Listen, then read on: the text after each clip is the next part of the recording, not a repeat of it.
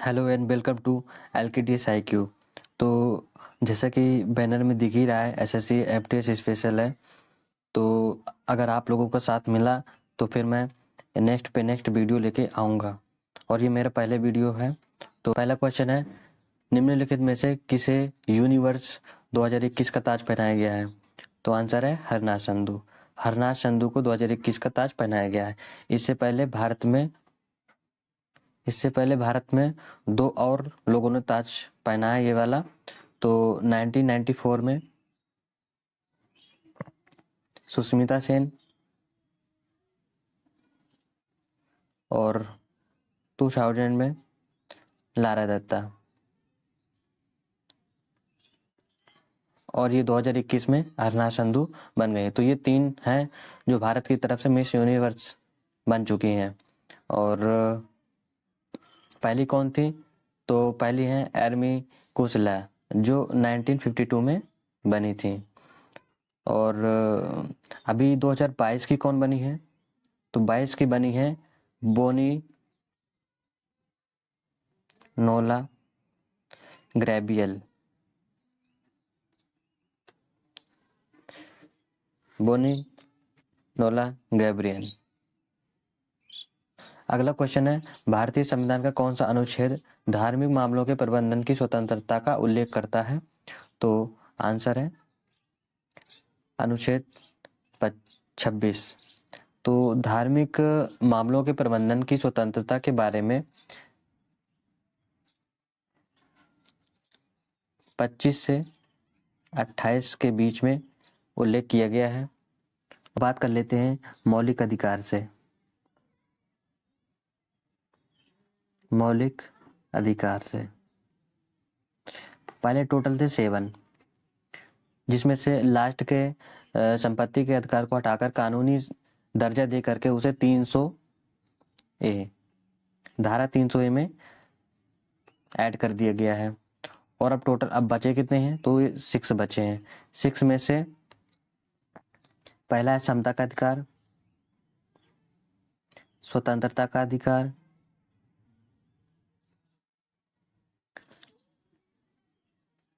तीसरा है शोषण के विरुद्ध अधिकार,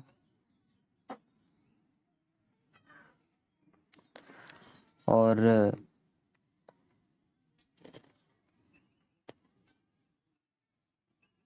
चौथा है धार्मिक स्वतंत्रता का अधिकार, और पांचवा है सांस्कृतिक एवं शिक्षा का अधिकार।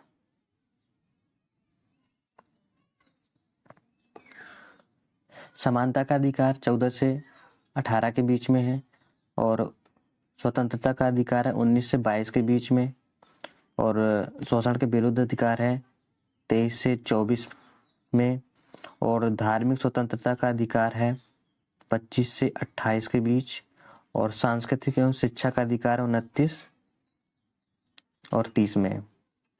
लास्ट वाला है संवैधानिक उपचारों का अधिकार, जो कि 32 में वर्णित है। और मौलिक अधिकार भाग 3 में टोटल 12 से 35 तक उल्लेख मिलता है, और ये USA से लिया गया है।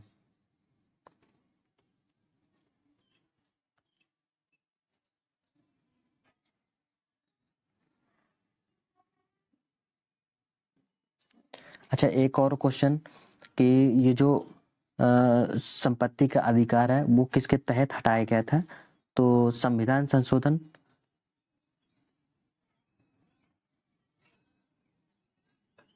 44, संविधान संशोधन 44 1978 के तहत हटाया गया था। और एक क्वेश्चन ये है कि युद्ध एवं बाह्य आक्रमण के दौरान कौन सा अनुच्छेद निरस्त हो जाता है, सोचता है? तो वो है आंसर 19। और एक क्वेश्चन और पूछा गया था कि शिक्षा का अधिकार किस अनुच्छेद में है? तो 21A में। अगला क्वेश्चन है, समीर भारत की लोकसभा का चुनाव लड़ना चाहता है, वह किस आयु में ऐसा कर सकता है? तो आंसर है 25 वर्ष। कार्यकाल से बात कर लेते हैं। जैसे लोकसभा का कार्यकाल होता है 5 साल का, राज्यसभा का कार्यकाल होता है 6 साल का, विधान परिषद का कार्यकाल होता है, ये भी 6 साल का होता है, और विधानसभा का कार्यकाल कितना होता है? 5 साल का होता है। और राष्ट्रपति, प्रेसिडेंट और उपराष्ट्रपति, इन सभी का होता है 5 वर्ष।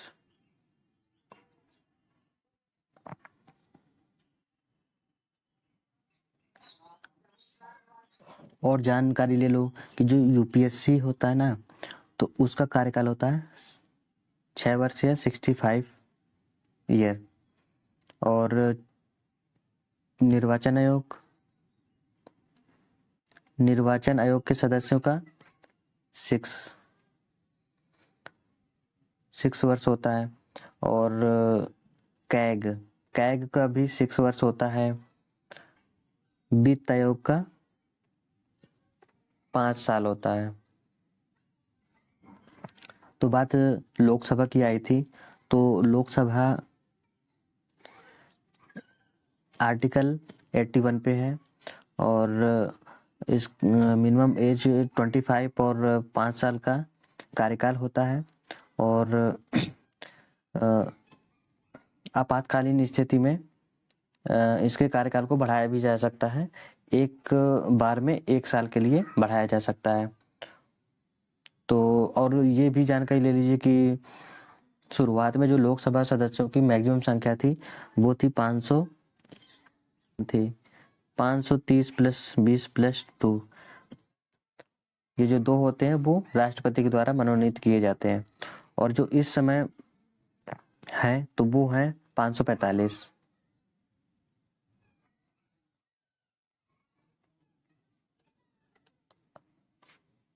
और एक संविधान संशोधन जिसमें ये कहा गया था कि 2026 तक लोकसभा के सीटों में कोई परिवर्तन नहीं किया जाएगा, तो उसका वो संविधान संशोधन है 84। और ये कब बना था?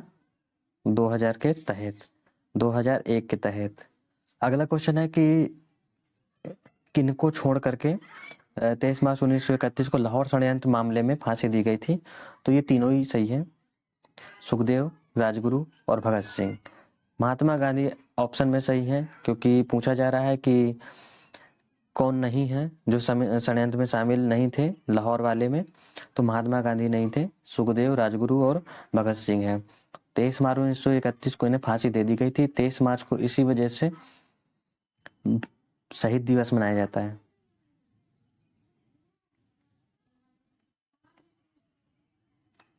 अगला क्वेश्चन है कि सैयद मुश्ताक अली ट्रॉफी जो क्रिकेट में दी जाती है 2021 से 22 की विजेता टीम कौन सी है?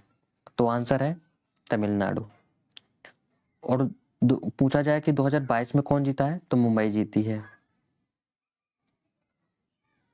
अच्छा, एक क्वेश्चन और रणजी से भी देख लीजिए कि जो रणजी 2022 में जीती है टीम वो है मध्य प्रदेश। ये पहली बार जीती है मुंबई को हरा करके। और 2023 की रणजी ट्रॉफी किसने जीती है? सौराष्ट्र ने जीती है।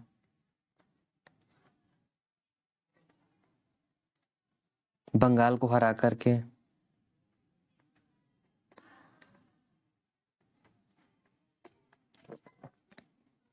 तो बढ़ते हैं नेक्स्ट क्वेश्चन पे। अमृतसर का जो जैन मंदिर है वो बना है पीले कलर का। और अगला क्वेश्चन है 1590 में मथुरा के पास वृंदावन के गोविंद देव मंदिर का निर्माण किस कलर के बलुए पत्थर से किया गया है? तो आंसर है लाल कलर। तो लाल कलर के पत्थर का यूज किया गया है गोविंद देव मंदिर के लिए। सफ़ेद कलर से याद कर लीजिए कि जो स्वर्ण मंदिर है और जैन दिलवाड़ा मंदिर है और बिड़ला मंदिर है, ये तीनों ही सफ़ेद कलर से बने हुए हैं। अगला क्वेश्चन है श्याम बेरी बेरी से पीड़ित है, तो ये किस विटामिन की कमी से है? तो आंसर है विटामिन बी की कमी से। विटामिन बी की कमी से बेरी बेरी रोग होता है। और विटामिन ये B1 की कमी से होता है, और इसका जो रासायनिक नाम है थायमिन होता है। अच्छा, विटामिन से एक बात याद रख लीजिए कि ADE, ये दोनों जो हैं वाटर में घुलनशील हैं, जल में घुलनशील हैं, और ये जो 4 हैं वो है वसा में घुलनशील। ठीक है। इसका जो रासायनिक नाम होता है वो है थायमिन, और इसका जो होता है स्कारबिक एसिड, और विटामिन ए का होता है रेटिनॉल, और डी का होता है कैल्सीफेरॉल, और ई का होता है टेकोफेरॉल, के का होता है फिलोक्विनोन। विटामिन के का होता है फिलोक्विनोन। अच्छा, विटामिन की खोज किसने की थी? तो इनका नाम है काश्मीर फंक। काश्मीर फंक। और कब की थी? 1912 में। अगला क्वेश्चन है, उत्तर प्रदेश में जमींदारी व्यवस्था को किस स्वतंत्रता सेनानी ने समाप्त कर दिया था, जिन्हें 1955 में गृह मंत्री के रूप में मनोनीत किया गया था? तो आंसर है गोविंद बल्लभ पंत। गोविंद बल्लभ पंत जी मुख्यमंत्री रह चुके हैं उत्तर प्रदेश के, प्रथम नंबर के मुख्यमंत्री रह चुके हैं। और इन्होंने ब्रिटिश काल में जो लगी थी प्रथा, जमींदारी व्यवस्था, उसको समाप्त कर दिया था यूपी में। और ये कब से कब तक बने रहे थे? तो 1955 से 1961 तक 1961 तक रहे थे। और इन्हें भारत रत्न जो मिला था, भारत रत्न मिला था 1959 में। अगला क्वेश्चन है, 2020 के ग्रीष्मकालीन ओलंपिक खेलों में 2021 में जो आयोजित किए गए थे, सबसे ज्यादा पदक किसने जीता है? तो संयुक्त राज्य अमेरिका ने टोटल 113 पदक जीते थे, और 39 गोल्ड के साथ। और भारत ने 1 2 + 4 टोटल 7 पदक जीते थे, जिसमें से 1 गोल्ड आया था, और ये गोल्ड जीता था नीरज चोपड़ा ने। अच्छा, बात कर लेते हैं कि जो आयोजन होना है 2020 में, जो वो तो हुए हैं टोक्यो जापान में, और जो 2024 का होना है वो होना है पेरिस फ्रांस में, और 2028 वाला ये होगा लॉस एंजल्स USA में, और 2032 का ये होगा ब्रिस्बेन ऑस्ट्रेलिया में। और विंटर ओलंपिक की बात कर लेते हैं, तो ये जो 2018 वाले हुए थे ना, तो ये हुए थे साउथ कोरिया में, प्योंगचांग साउथ कोरिया। और ये जो 2022 में जो हुए थे ना, तो ये हुए थे बीजिंग चीन में। और जो 2026 के होने हैं तो मिलान और कार्टना इटली के शहर में होने, मिलान और कार्टना। तो बढ़ते हैं नेक्स्ट क्वेश्चन पे इतनी जानकारी के साथ। 2011 की जनगणना के अनुसार भारत के किस राज्य का लिंग अनुपात सबसे ज्यादा है? तो आंसर है केरल का सबसे ज्यादा। कितना है? 1084। और बात आई है जनगणना से, तो क्वेश्चन कुछ जान लेते हैं जनगणना से। तो ये जो जनगणना है वो 7वीं अनुसूची की क्रम संख्या 69 में उल्लेख है, और इस संघीय सूची संघ का विषय है। अच्छा, एक क्वेश्चन और पूछा जाता है कि भारत जो सर्वोच्च अधिकारी होता है भारत का महापंजीयक एवं जनगणना आयुक्त होता है, भारत का महापंजीयक एवं जनगणना आयुक्त होता है सर्वोच्च अधिकारी। अच्छा, है कौन? चंद्रमौली है। और ये जो 2011 की जनगणना है ना, तो ये है 15वें नंबर की, है ना। तो सबसे पहले जो जनगणना हुई थी वो कब हुई थी? एक ये क्वेश्चन बनता है। तो आंसर है 1872 में। 1872 में पहली जनगणना हुई थी और इस समय जो गवर्नर जनरल थे तो वो थे लॉर्ड मेयो। लॉर्ड मेयो के शासनकाल में हुई थी। और जो नियमित रूप से जनगणना हुई थी तो वो हुई थी 1881। तो 1881 में हुई थी ना, तो उस समय थे लॉर्ड रिपन। कौन थे? Lord Ripon.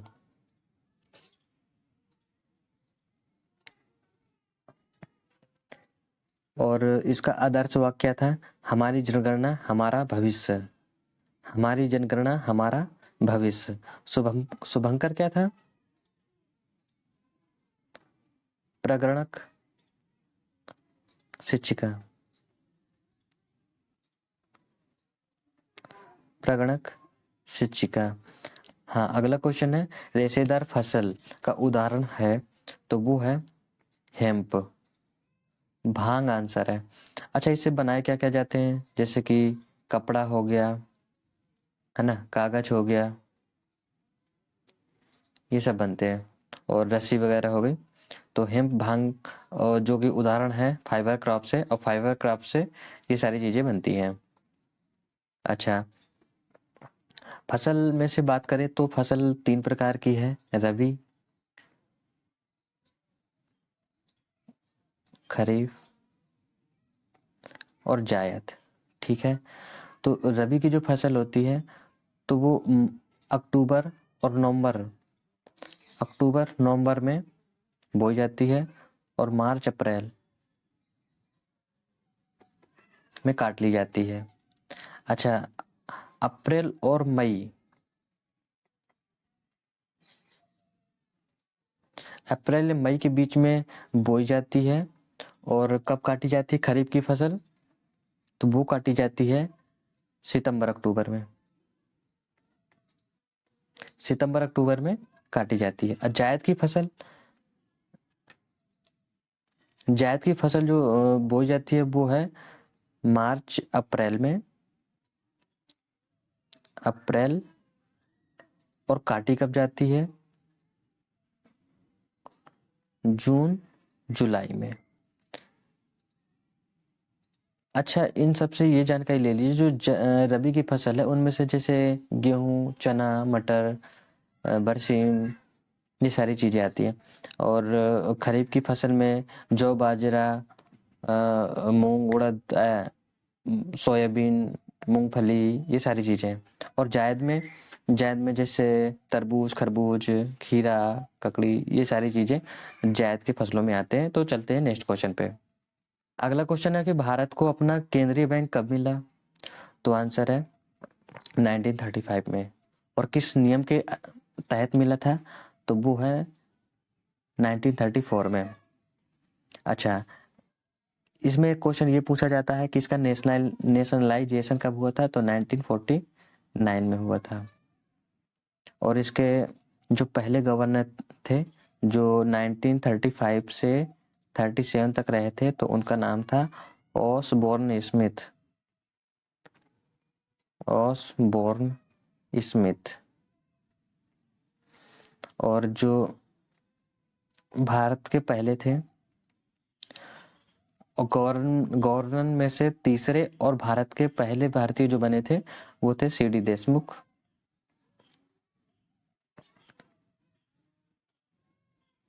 और ये कब से कब तक रहे थे? तो 43 से 49 तक, यानी 1943 से 49 तक। और सबसे ओल्ड बैंक कौन है? तो वो 1770 में बैंक ऑफ हिंदुस्तान, जो कि अब बंद हो गया है। और सबसे ओल्डेस्ट फर्स्ट बैंक पूछा जाए जो अभी संचालित रूप से है तो वो है स्टेट बैंक। ठीक है। और स्टेट बैंक की स्थापना जो हुई थी 1 जुलाई 1955 में। इसका नेशनलाइजेशन जब हुआ था ना तो वो हुआ था 1959 में। 1959 में। एसबीआई 3 बैंकों से मिलकर के बना था, bank of Bengal, bank of Madras, bank of Mumbai. ठीक है। और ये जब ये तीनों मिल करके बने थे, तीनों मिल करके, तो इम्पीरियल बैंक ऑफ इंडिया के नाम से, इम्पीरियल बैंक ऑफ इंडिया के नाम से था। और ये कब बना था? 29 में सब मर्ज होके बना था, तो 1921 में, ठीक है। और फिर इन तीनों का विलय हुआ, और फिर उसके बाद में 1955 में 1955 में SBI बना दिया गया था। अच्छा, क्वेश्चन यहाँ से ये पूछा जाता है कि जो ये बैंक ऑफ मुंबई था, और बैंक ऑफ महाराष्ट्र था, मद्रास था, और बैंक ऑफ बंगाल था, तो इन तीनों में से सबसे पुराना कौन सा है? तो बैंक ऑफ बंगाल ये सबसे पुराना है, यानी कि इसकी स्थापना जो हुई थी ना, तो वो हुई थी 1806 में, और बैंक ऑफ मुंबई की 1840 में, और bank of bank of Madras की 1843 पे। अगला क्वेश्चन है, बेहदी नकलम उत्सव मुख्य रूप से कहाँ मनाया जाता है? तो मेघालय में, वांगला। और ये जाति है गारो जनजाति द्वारा मनाया जाता है। ये फसल उत्सव है, ठीक है। मेघालय पूर्वी राज्य है, और इसके जो अच्छा, इसकी स्थापना वर्ष कब हुई थी? तो 21 जनवरी यानी और 1972 में मेघालय को असम से अलग कर दिया गया था, और पूर्ण राज्य का दर्जा दिया गया था। और इसके जो सीएम है ना, कॉनराड संगमा है, और राज्यपाल फागू चौहान है। ये पहले बिहार के गवर्नर थे, जो कि अब मेघालय के हो गए हैं। हाँ, तो कुछ जान लेते हैं कि मिनिमम आयु कुछ में, जैसे कि राष्ट्रपति और राज्यपाल और उपराष्ट्रपति, इन तीनों में 35 वर्ष की मिनिमम आयु होनी चाहिए, और लोकसभा में 25 वर्ष, राज्यसभा के लिए 30 वर्ष, और नगर पालिका का सदस्य होने के लिए 21 वर्ष।